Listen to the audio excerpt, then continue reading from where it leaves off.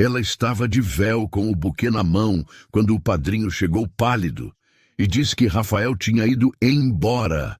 200 convidados esperando. A família dela, que veio do interior, sentada na primeira fila sem entender nada.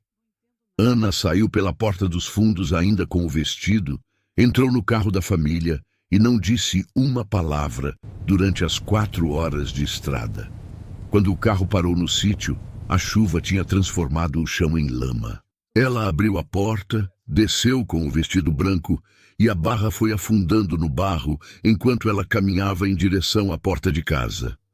O pai ficou parado, sem conseguir falar. A mãe levou a mão à boca. Ninguém sabia o que dizer. Parecia o fim de tudo. Mas Rafael tinha cometido o maior erro da vida dele e ele ainda não sabia disso. Se você quer ver como essa história termina, deixa o like e continua comigo, porque a justiça ainda vai chegar. A música já tocava lá dentro quando o padrinho encontrou Ana no corredor. Ele segurava o celular com as 2 mãos, como se o aparelho pesasse. Não precisou dizer muita coisa. A expressão dele já dizia tudo. Rafael mandou mensagem. Disse que não consegue. Ana ficou olhando para ele por alguns segundos. Lá dentro, 200 convidados esperavam. As cadeiras estavam todas ocupadas. O arranjo de flores brancas no altar tinha custado mais do que o pai dela ganhava em 3 meses. E o noivo tinha sumido. Ela não entrou no salão. Pediu ao padrinho que avisasse o cerimonialista, virou as costas e foi embora pelo corredor de serviço, ainda com o véu, ainda com o buquê na mão. Passou pela cozinha onde os garçons circulavam com bandejas, saiu por uma porta lateral e atravessou o estacionamento com o vestido arrastando no asfalto. A família dela já estava do lado de fora quando ela chegou ao carro. O pai tinha o paletó aberto, a gravata torta. A mãe ainda não entendia direito o que tinha acontecido. Os tios ficaram em silêncio. Ninguém perguntou nada. Ana abriu a porta de trás, empurrou a mala da lua de mel para o lado e entrou.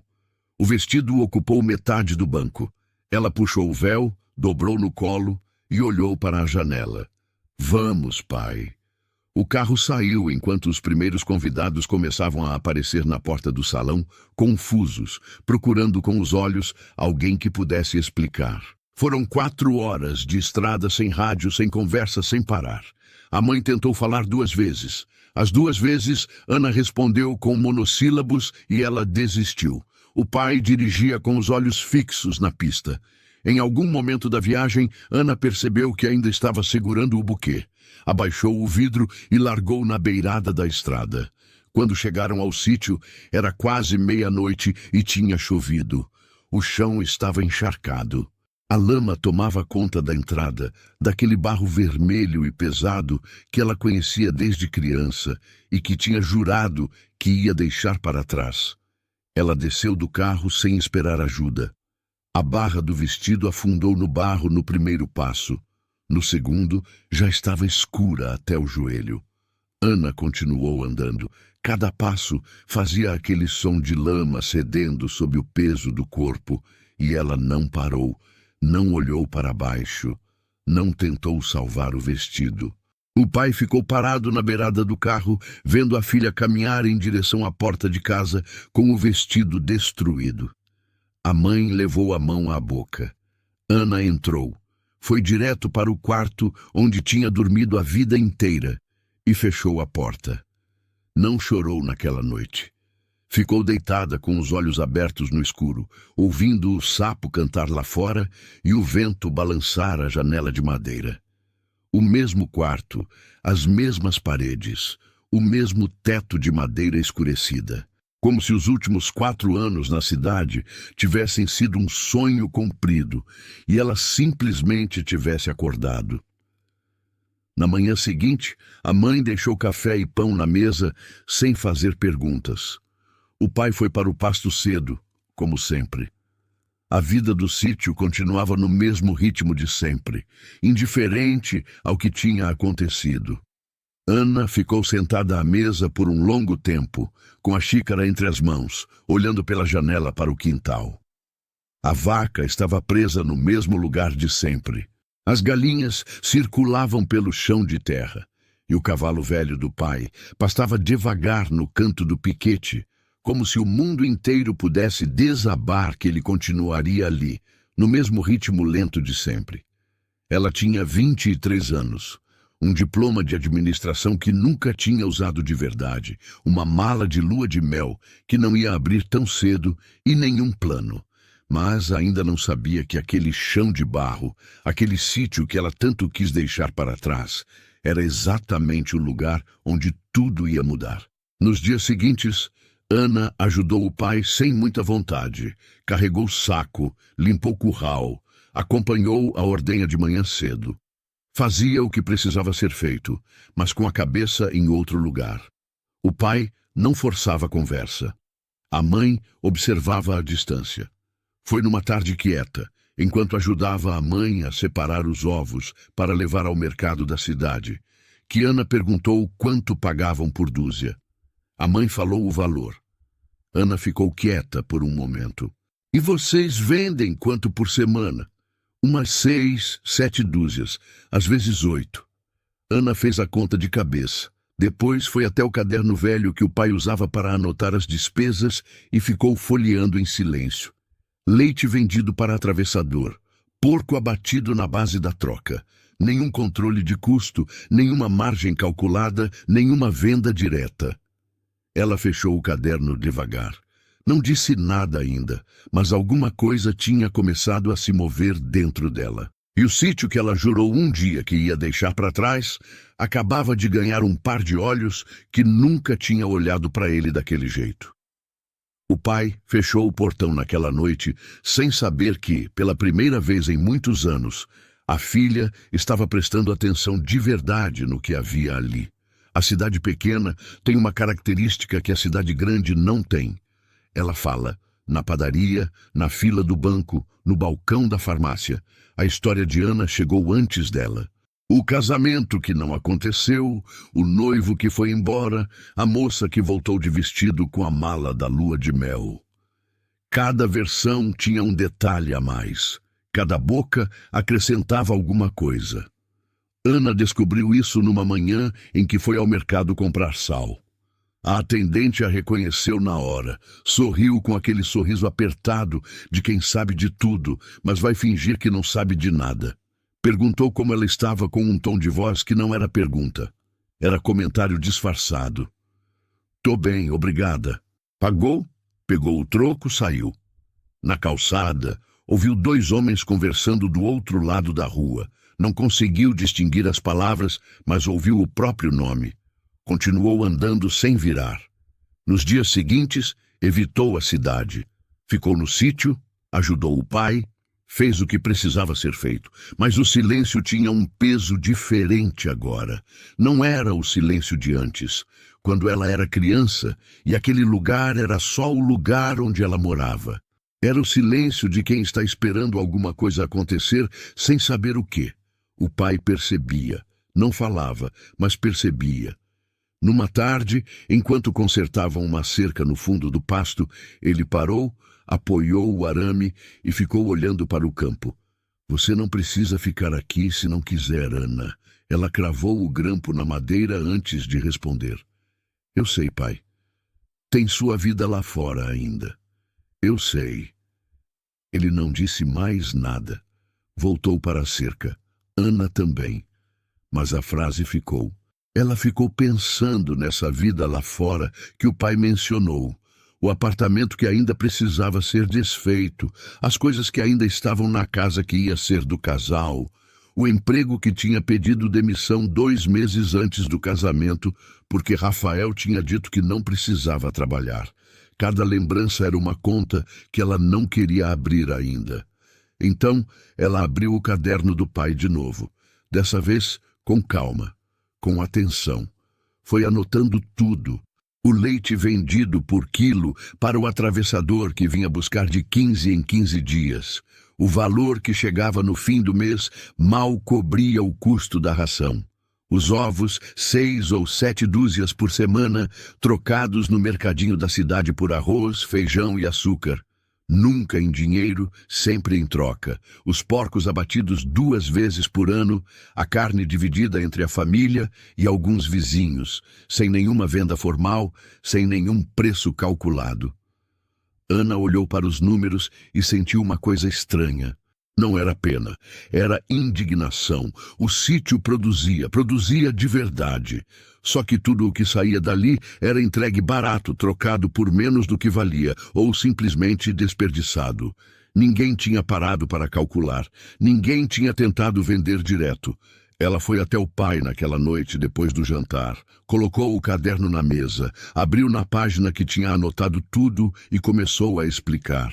O leite podia ser vendido direto para 2 restaurantes que ela conhecia na cidade vizinha, e ela tinha o contato dos 2 guardado no celular desde quando pensou em fazer isso como projeto da faculdade e nunca levou adiante. Os ovos podiam ter preço. Os porcos podiam ser aproveitados de outro jeito. O pai ouviu tudo com os braços cruzados. Quando ela terminou, ele ficou em silêncio por um momento. Ana, isso aqui nunca deu dinheiro desse jeito que você está falando. Porque nunca tentaram, pai. Tentaram sim. Seu avô tentou, eu tentei. A terra aqui dá o que dá. O problema não é a terra, é para quem a gente vende e por quanto. Ele balançou a cabeça devagar, com aquele jeito de quem respeita, mas não acredita. Você passou 4 anos estudando na cidade e acha que vai chegar aqui e mudar o que a família inteira não conseguiu mudar em décadas? Ana não respondeu na hora. Pegou o caderno, fechou devagar e guardou. Eu não vou mudar tudo de uma vez, pai. Vou começar por uma coisa só. Ele não disse nem sim nem não. Levantou, foi lavar a xícara e foi dormir. A mãe, que tinha ouvido tudo da cozinha, apareceu na porta com um pano de prato na mão e olhou para Ana por um segundo. Seu pai é teimoso, mas ele escuta. Demora, mas escuta. Ana dormiu pensando nos 2 restaurantes. Na manhã seguinte, antes do café, ela pegou o celular e ligou para o primeiro. Perguntou se tinha um fornecedor de ovos caipira e de leite fresco. A atendente disse que não sabia, que ia passar para o gerente. Ana deixou o número e desligou. O segundo restaurante atendeu diferente. O dono estava lá. Pegou o telefone ele mesmo, ouviu Ana explicar o que tinha a oferecer e fez uma pergunta direta. Você consegue entregar toda semana, no mesmo dia, sem falhar? Consigo. Me manda os valores. Ela desligou e ficou parada por um momento no quintal, com o sol ainda fraco da manhã batendo de lado. As galinhas circulavam em volta dos seus pés. A vaca mugiu lá no pasto. Era pequeno, era só um restaurante, uma promessa, um número anotado, mas era real. Foi nesse mesmo dia, enquanto caminhava pelo pasto para conferir os animais, que parou diante do cavalo velho do pai. O animal estava parado perto da cerca, com a cabeça baixa, do jeito que ficava sempre. Velho, sim. Lento, sim. Mas havia algo no jeito que ele se movia, uma cadência suave, quase elegante, que Ana nunca tinha reparado direito. Ela ficou olhando por um longo tempo e pensou, será que só eu nunca vi esse animal de verdade? Naquela semana, quase por acidente, ela ia descobrir que não era a única. O primeiro restaurante ligou de volta 2 dias depois e fechou o fornecimento de ovos. Foi uma conversa curta, direta, sem cerimônia. Mas quando Ana desligou, ficou sentada na beirada da cama por um bom tempo com o celular na mão. Era pouco. Era um contrato pequeno, um valor que não ia mudar nada da noite para o dia. Mas era dela. Construído do zero, sem ajuda de ninguém, sem o sobrenome de nenhum noivo por trás. O pai ficou sabendo no jantar. Não comemorou. Mas também não reclamou. Apenas disse que ia precisar de mais galinhas se a coisa fosse crescer. Ana anotou. Nas semanas seguintes, ela foi montando uma rotina. Acordava cedo, ajudava na ordenha, separava os ovos, preparava as entregas. À tarde, sentava com o caderno e tentava enxergar onde mais havia espaço para melhorar. O segundo restaurante ainda não tinha dado resposta definitiva, mas ela continuava ligando, aparecendo, mantendo o contato. Foi numa dessas tardes que o caminhão parou na estrada em frente ao sítio. Um homem desceu. Chapéu de abas largas, botas de couro, jeito de quem passa a vida em fazenda. Perguntou se era ali que ficava o sítio do seu Antônio. O pai apareceu lá do fundo e os dois se cumprimentaram como quem já tinha se visto antes, mas fazia tempo. O homem se chamava Geraldo. Criador de cavalos de raça, manga larga, marchador, vinha de uma cidade a 3 horas dali para um evento local de pecuária. Tinha parado porque alguém na cidade tinha mencionado que o seu Antônio tinha um cavalo com uma marcha diferente. O pai chamou de bobagem. Aquele cavalo é velho, não vale grande coisa. Me deixa ver. Ana ficou de longe observando enquanto os dois foram até o pasto. Geraldo ficou em silêncio quando o cavalo se aproximou. Pediu para soltar o animal no campo aberto. O pai abriu o portão e o cavalo trotou devagar pelo pasto. E foi aí que aconteceu. A marcha era suave, diferente. O animal se movia com uma cadência ritmada, quase sem esforço, como se o chão não oferecesse resistência nenhuma. Geraldo cruzou os braços e ficou quieto por um bom tempo. Seu Antônio, esse cavalo tem uma marcha picada das mais finas que eu vi nos últimos anos. O pai coçou a cabeça. Sempre achei que ele andava esquisito. Esquisito não. Raro. Esse tipo de marcha, nessa qualidade, é difícil de achar. Muito difícil. Geraldo fez uma oferta na hora, um valor que fez a mãe de Ana se levantar da cadeira lá dentro quando o pai entrou para contar. Ana ouviu o número e não disse nada de imediato. Ficou olhando para o cavalo lá no pasto, que tinha voltado para o canto de sempre, cabeça baixa, sem saber que acabava de virar o centro de uma negociação. Naquela noite, depois que Geraldo foi embora com o número do pai anotado, Ana pediu para conversar. Pai, não vende. Como não vende? Você viu o valor que ele ofereceu? Vi. E se a gente não vender, pode ganhar mais do que isso todo ano. O pai franziu a testa. Ana explicou o que tinha pesquisado no celular naquela tarde, enquanto Geraldo ainda estava lá. Cavalo com marcha picada de qualidade podia ser usado para cobertura. Criadores pagavam bem por isso. E pagavam todo o ano, não uma vez só. Se Geraldo estava disposto a pagar aquele valor para comprar o animal, estava disposto a pagar uma fração disso por cobertura. E outros criadores também pagariam. O pai ouviu em silêncio. É muita aposta num cavalo velho, Ana. É a aposta certa no animal certo, pai. E se não der certo, aí a gente ainda pode vender. Mas se der, a gente não precisa mais vender nunca. Ele ficou em silêncio por um longo tempo, olhando para a mesa. Deixa eu pensar. Ana sabia o que deixa eu pensar significava vindo do pai. Significava que ele ia dormir com aquilo, virar de um lado para o outro. E de manhã ia aparecer na cozinha sem dar uma resposta direta, mas sem ter dito não. Ela ligou para Geraldo no dia seguinte e propôs o acordo de cobertura. Houve uma pausa do outro lado da linha. Você é a filha do seu Antônio? Sou. Estudou, né? Não era pergunta, era constatação. Ana respondeu que sim. Geraldo disse que ia pensar e ligar de volta. 2 dias depois ligou. Aceitou o acordo com uma condição. Queria ver o animal de novo antes de fechar pessoalmente com um veterinário de confiança dele. Ficou marcado para a semana seguinte, mas 3 dias antes da visita, o pai apareceu na porta do quarto de Ana de manhã cedo com uma expressão que ela não gostou de ver. O cavalo não tá bem. Ela levantou antes de ele terminar a frase. O animal estava parado no canto do pasto, sem se mover. Cabeça baixa, um dos cascos levantado do chão, o peso todo jogado nos outros 3. O veterinário da cidade veio naquela tarde, examinou os cascos com cuidado e ficou em silêncio por um tempo antes de falar. Infecção. Tá no começo, mas pegou nos 2 cascos dianteiros. Tem tratamento? Ana perguntou. Tem, mas vai levar semanas. E dependendo de como o animal responde... Ele parou. Ana esperou. Dependendo de como responde, pode ser que a marcha não volte igual. O pai tirou o chapéu e olhou para o chão.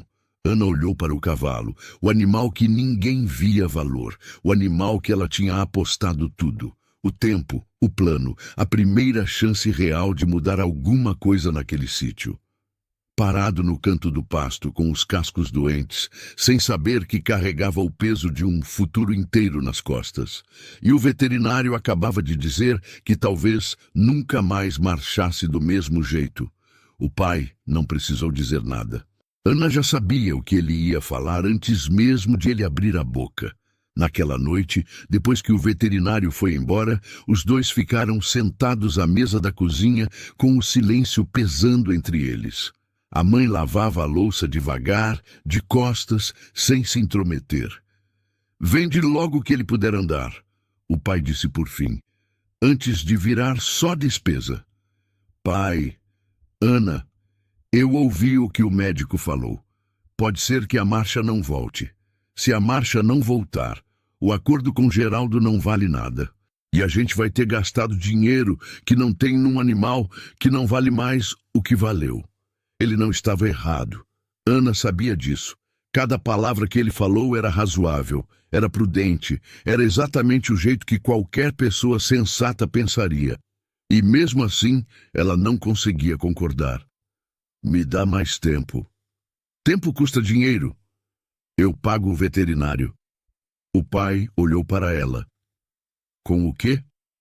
Ana tinha guardado uma parte do que recebeu dos restaurantes. Não era muito. Mal dava para cobrir a metade do tratamento. Mas era o que ela tinha, e ela colocou na mesa.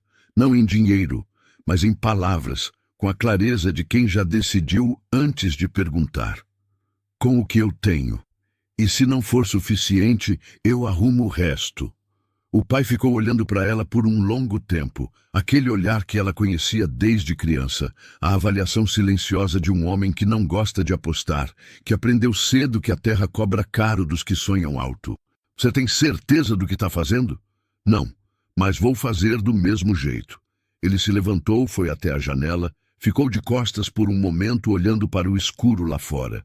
Depois voltou para a mesa. Tá bom, mais 2 semanas. Se o bicho não melhorar, a gente vende o que puder e acaba com isso. Ana concordou. Era pouco, mas era o que ela tinha conseguido. O tratamento começou no dia seguinte. Banhos nos cascos, curativo, medicação. O veterinário vinha a cada 3 dias. Ana estava sempre lá quando ele chegava, anotando tudo, fazendo perguntas que o veterinário respondeu com a paciência de quem gosta do próprio trabalho. À noite, quando a casa dormia, ela ia até o pasto com uma lanterna. Não havia nada de especial que ela pudesse fazer àquela hora. O cavalo precisava de remédio e descanso, não de companhia. Mas ela ia do mesmo jeito. Ficava um tempo na beira da cerca, olhando para o animal parado no escuro, e voltava para a cama sem conseguir explicar por que tinha ido. Era como se largar o cavalo de vez fosse largar alguma outra coisa junto. Na 2ª semana de tratamento, o veterinário chegou e examinou os cascos com mais atenção do que nas outras visitas. Ficou agachado por um bom tempo sem falar. Ana esperou do lado de fora do pasto com o pai.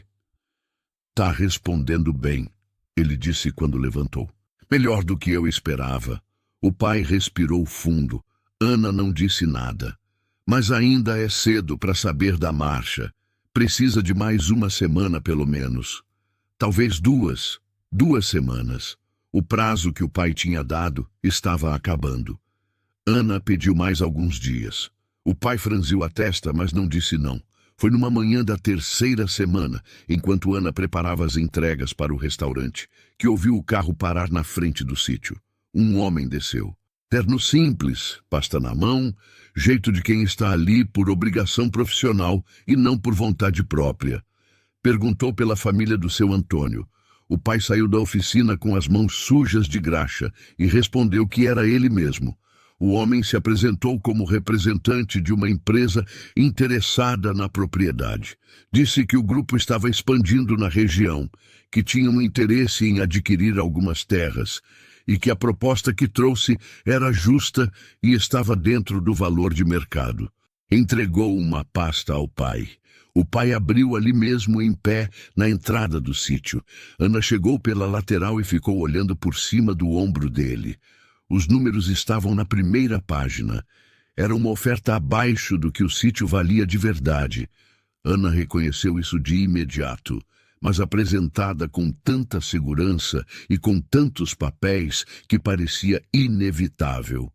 Uma dessas propostas que chegam prontas, com contrato impresso, como se a decisão já estivesse tomada e faltasse só a assinatura.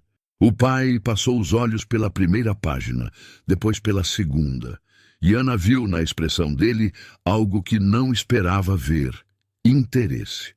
Quanto tempo a gente tem para responder? O senhor pode assinar agora se quiser, o homem disse. A proposta é por tempo limitado. Ana colocou a mão no braço do pai. Pai, me deixa ver o contrato. Ele passou a pasta para ela. Ana virou para a última página, onde ficam os dados da empresa compradora. Leu o nome uma vez, depois leu de novo, mais devagar. A razão social não era de uma empresa qualquer. Ela conhecia aquele nome. Tinha visto em documentos, em e-mails, em contratos assinados durante 2 anos de namoro. Era a empresa de Rafael. Ana fechou a pasta devagar. Olhou para o homem na sua frente. Pode ir embora. O homem piscou. Com todo respeito, a proposta é bastante... Pode ir embora. Ela repetiu, sem elevar a voz. O homem recolheu a pasta, voltou para o carro e foi embora pela estrada de terra sem dizer mais nada. O pai ficou parado na entrada do sítio olhando para o carro sumir na poeira. Ana, por que você fez isso? Você nem deixou eu... Era a empresa de Rafael, pai. Silêncio. Ele mandou esse homem aqui para comprar o sítio por menos do que vale, usando um intermediário para você não reconhecer o nome dele. O pai ficou olhando para ela por um longo tempo. Você tem certeza? Tenho. Ele virou de costas e foi para dentro de casa sem dizer mais nada.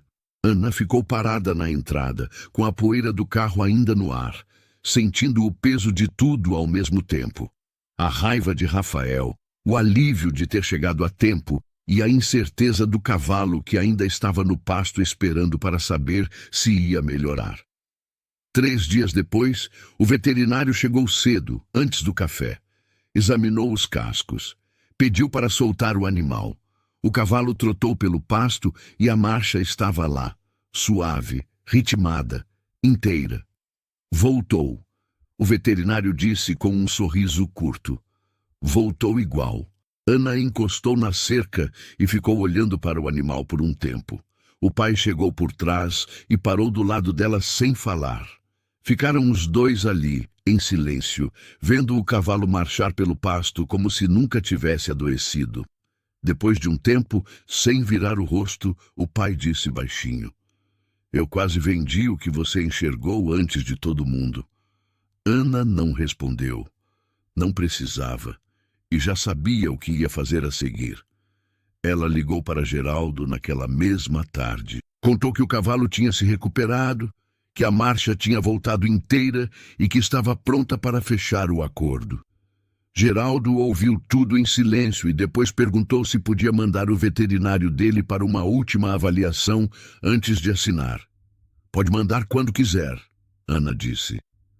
O veterinário de Geraldo apareceu 2 dias depois. Homem sério, pouca conversa, muito olho clínico. Examinou o cavalo por quase 1 hora. Andou com ele no campo, observou a marcha de vários ângulos, anotou em um caderno pequeno que tirou do bolso. No final, ligou para Geraldo na frente de Ana.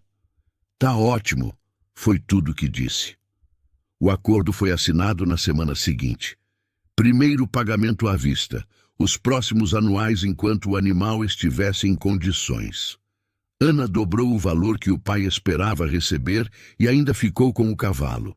O pai ficou olhando para o cheque por um longo tempo, sem dizer nada. Depois, olhou para a filha. Onde você aprendeu a fazer isso?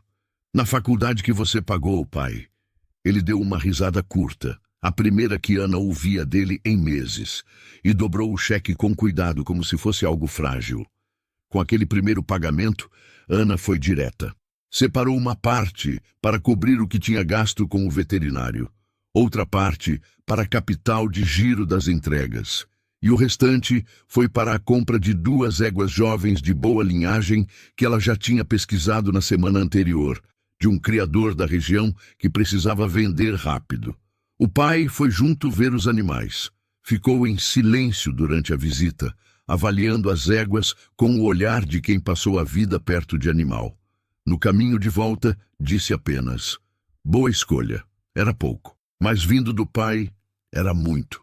O sítio começou a mudar de ritmo. As entregas para os restaurantes já eram 2 por semana. O segundo restaurante tinha fechado o fornecimento de leite fresco e Ana estava negociando com um terceiro na cidade seguinte. As éguas chegaram, foram acomodadas no pasto e o nome do sítio começou a circular entre os criadores da região. Não por campanha, não por propaganda, mas pelo jeito mais antigo e mais eficiente que existe. A conversa entre pessoas que confiam umas nas outras. Geraldo mencionou o sítio para 2 criadores conhecidos. Os 2 criadores ligaram. Ana atendeu, conversou, explicou o que tinha e o que estava construindo. Fechou mais 2 acordos de cobertura para o ano seguinte. Num espaço de 3 meses, o sítio tinha passado de uma operação que mal se pagava para um negócio com fluxo real, nome na região e perspectiva de crescimento. A mãe de Ana parou de ouvir fofoca na cidade. Agora ouvia pergunta: como a filha tinha feito, o que estava planejando, se tinha intenção de expandir. Ana soube disso e não disse nada, mas sorriu. Foi numa tarde de quarta-feira, enquanto conferia as anotações de entrega, que o celular tocou com um número que ela não reconheceu. Atendeu. Ana, aqui é Rafael. Ela ficou quieta por um segundo. A voz era a mesma, calma, controlada, com aquele tom de quem está acostumado a conduzir conversa. Sei que não é a melhor hora para ligar assim. Ele continuou. Mas eu ouvi falar do trabalho que você está fazendo com os cavalos e quero fazer uma proposta, uma oferta direta pelo animal, um valor que acho que vai te interessar. Ana deixou ele terminar. Não. Você nem ouviu o valor. Não preciso ouvir. Pausa. Ana, eu entendo que a situação entre a gente ficou difícil. Rafael, eu não estou vendendo o cavalo e não vou mudar de ideia. Boa tarde. Ela desligou, colocou o celular na mesa e voltou para as anotações. O pai tinha ouvido a conversa da cozinha. Apareceu na porta com a expressão fechada. Era ele? Era. O que ele queria? O cavalo. O pai assentiu devagar, como se isso confirmasse alguma coisa que ele já desconfiava. Então era isso que ele queria desde o começo. O terreno não deu certo, agora veio atrás do animal. Veio e você recusou. Recusei.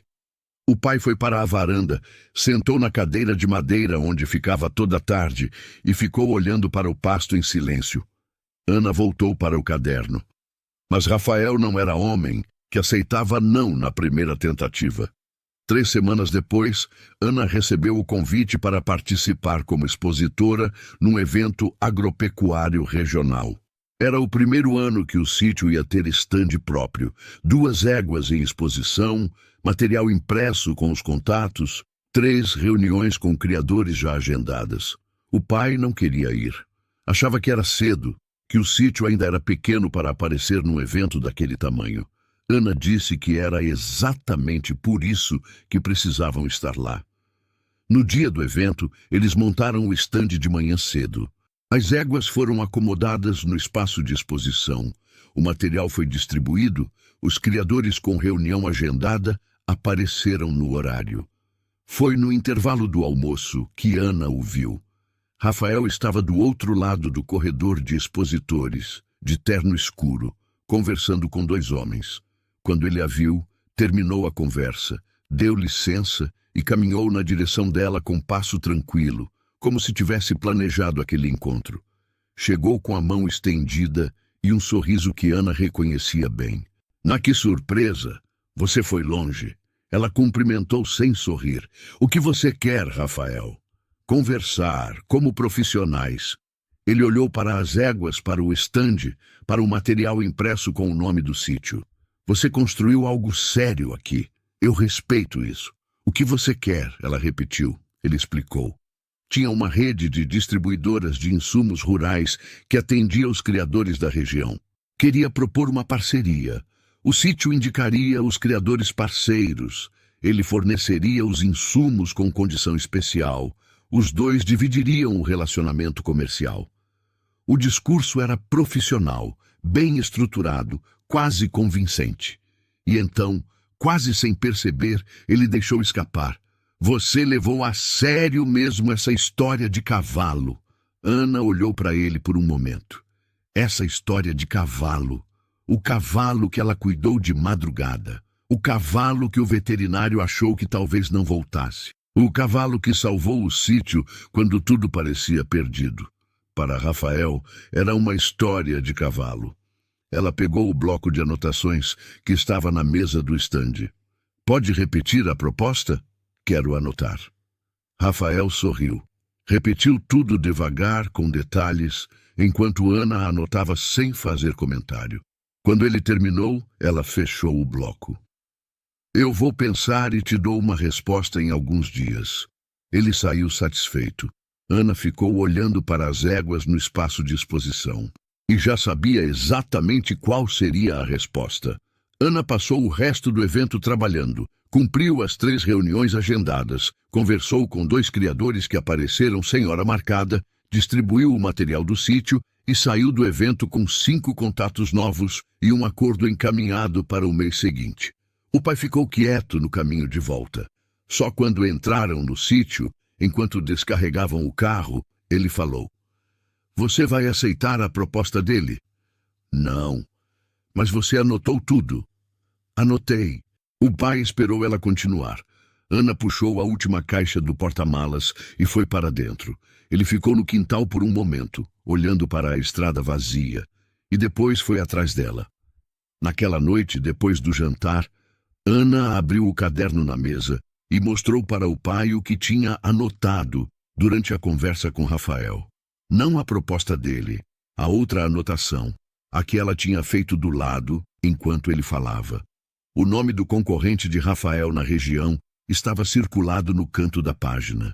Ela já tinha esse nome antes do evento.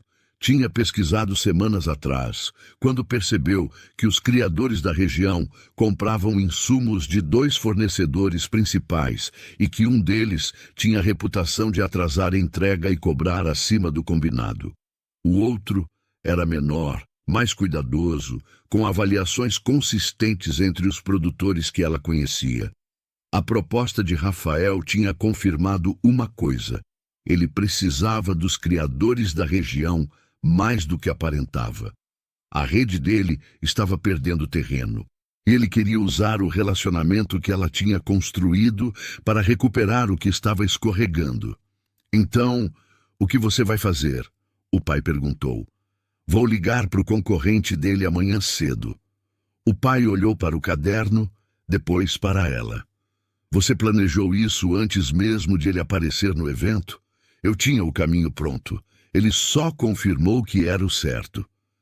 O pai fechou o caderno devagar, com a mão espalmada em cima da capa, como quem está fechando um assunto.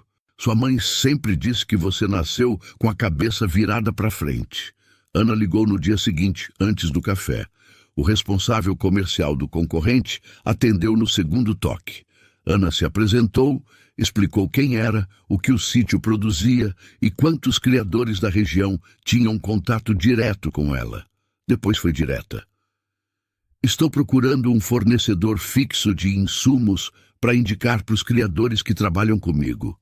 Quero entender se a parceria faz sentido para os dois lados. A conversa durou 40 minutos.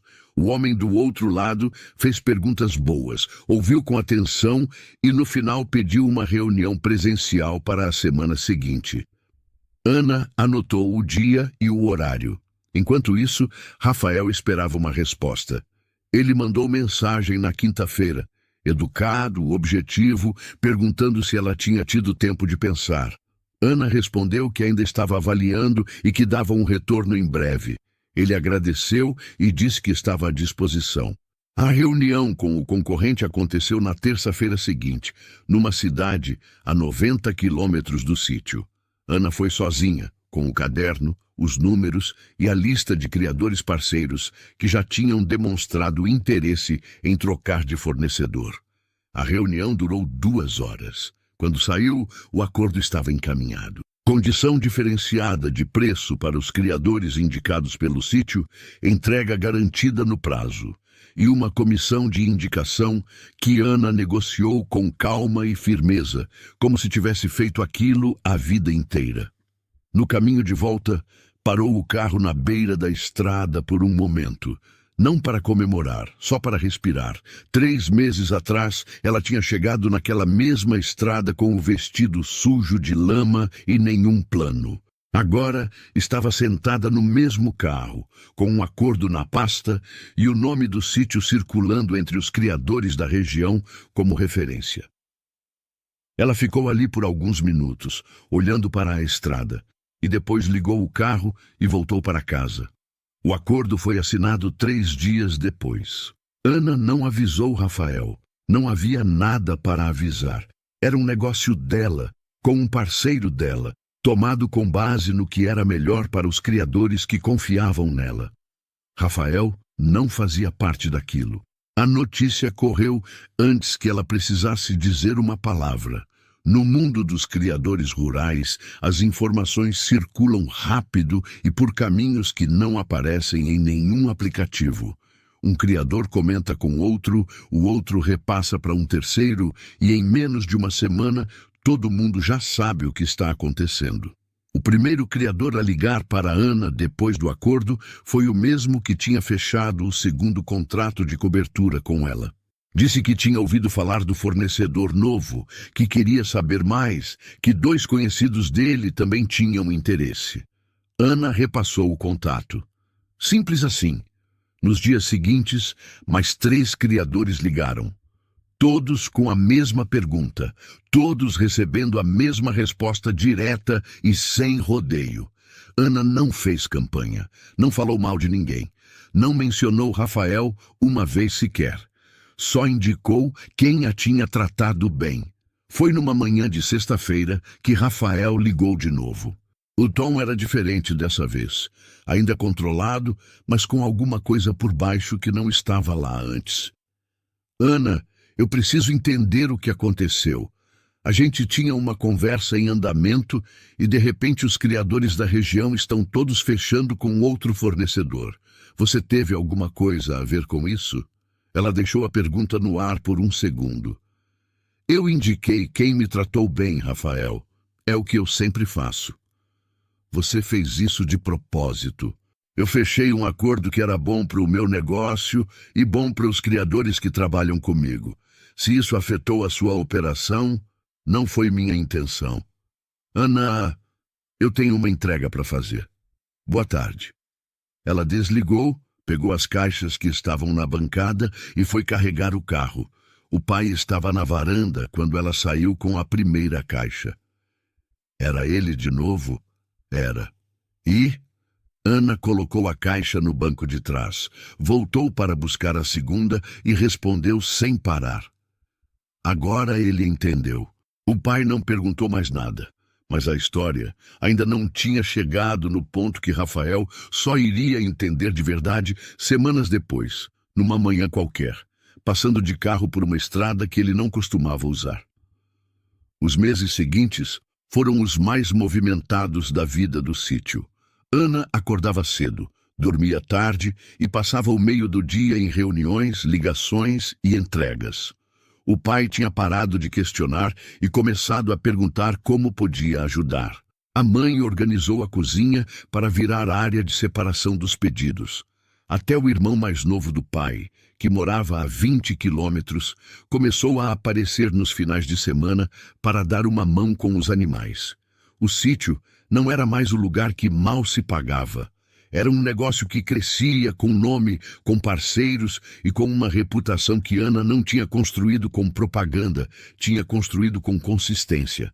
Entrega no dia certo, produto no padrão combinado, palavra cumprida. No mundo dos criadores rurais, isso vale mais do que qualquer cartão de visita. Os acordos de cobertura com o cavalo tinham se multiplicado. As 2 éguas jovens já estavam em fase de treinamento. O 3º restaurante tinha fechado fornecimento e um 4º estava em negociação. E os criadores que tinham trocado de fornecedor de insumos por indicação de Ana começavam a comentar a diferença.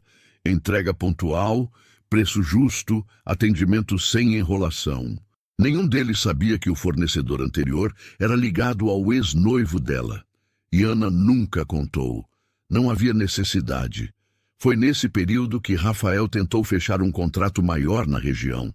Uma cooperativa de criadores que reunia quase 30 produtores, com volume de compra suficiente para ser o maior cliente da distribuidora dele naquele estado.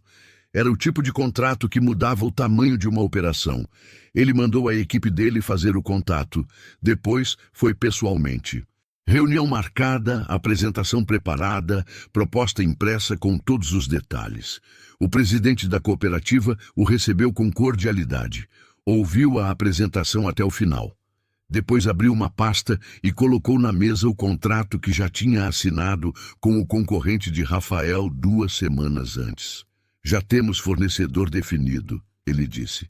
Fechamos com indicação da Ana, do sítio aqui da região. Conhece? Rafael conhecia. Agradeceu, guardou a pasta, saiu.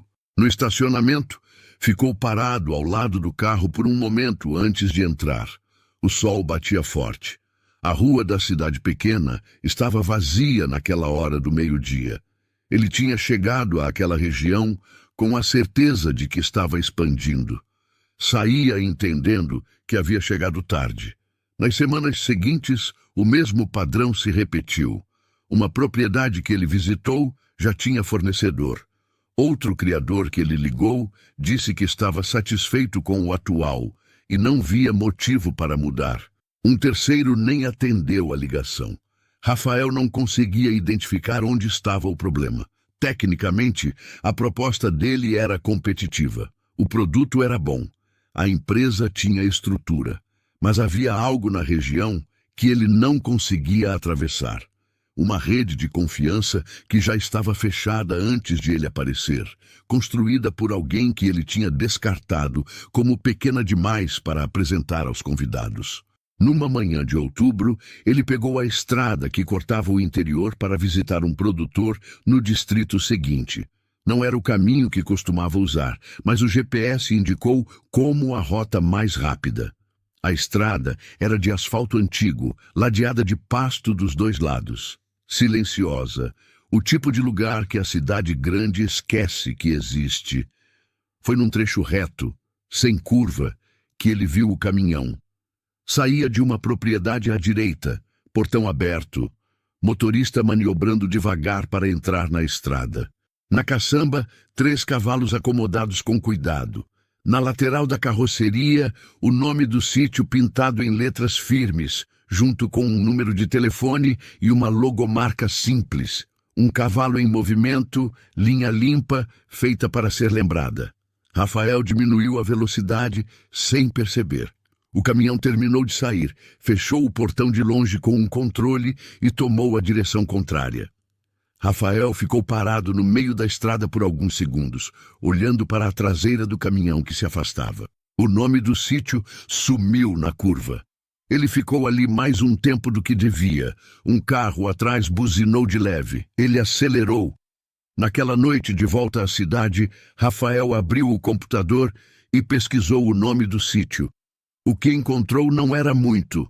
Nada de site elaborado, nada de redes sociais cheias de conteúdo. Mas havia um perfil simples, fotos dos animais, comentários de criadores da região e uma avaliação atrás da outra, todas dizendo a mesma coisa com palavras diferentes. Séria, pontual, produto de qualidade, recomendo. Uma das avaliações era de Geraldo. Rafael fechou o computador. Ele não foi à falência.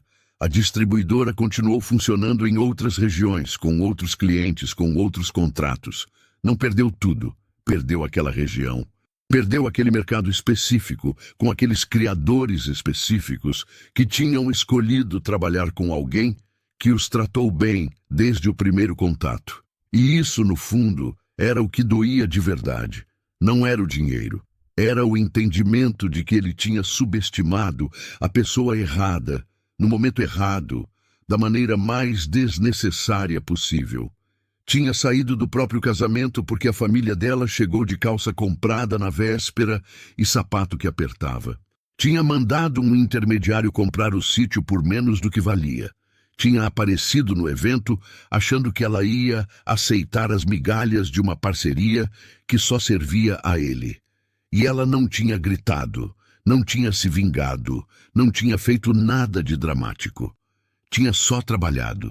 Enquanto ele calculava como entrar pela porta dos fundos, ela estava construindo as paredes. Do sítio, naquela mesma noite, Ana conferia as anotações do dia na mesa da cozinha. O pai leu o jornal na cadeira da varanda. A mãe lavou a louça, cantarolando baixinho. O cavalo velho estava no pasto, no canto de sempre, com a marcha intacta. A vida tinha o ritmo de quem não precisa provar nada para ninguém. E o vestido branco que tinha afundado no barro naquela noite de chuva estava guardado no fundo do armário do quarto, dobrado, limpo, sem precisar ser jogado fora nem exibido. Era só uma memória. Do dia em que ela chegou ao chão e decidiu em silêncio o que ia fazer a partir dali. Ninguém tinha apostado nela. E ela não tinha precisado que apostassem. Às vezes, a vida não responde com vingança, responde com resultado. Quem segue em frente e faz o seu trabalho acaba chegando mais longe do que imaginava. Se essa história te fez refletir, se inscreve no canal e comenta de onde você está assistindo.